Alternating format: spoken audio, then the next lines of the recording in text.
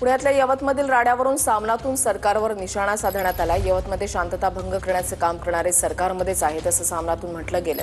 कायद्याचं राज्य उलथवून टाकण्यासाठी 2 आमदार बाहेरून आले। महाराष्ट्रामध्ये जातीय सलोखा कोण बिघडवत आहे असा सवाल सामनातून करण्यात आला आहे। काय म्हटलेलं आहे सामनामध्ये? यवतमध्ये शांतता भंग करण्याचे काम करणारे सरकारमध्येच आहेत। समाज माध्यमांवर स्टेटस ठेवून भावना भडकवल्याबद्दल संबंधित बाहेरच्या व्यक्तीवर कायद्याने कारवाई झालीच होती। कायद्याचं राज्य उलथवून टाकण्यासाठी 2 आमदार बाहेरून आले। त्यांनी शांततेचा भंग केला। दौंडचे आमदार श्री राहुल कुल हे देखील भाजपचे नव हिंदुत्ववादी। त्यामुळे या नव हिंदुत्ववाद्यांनी शांतता प्रस्थापित करण्याचं सोडून दंगल भडकेल कशी यावरच लक्ष दिलं।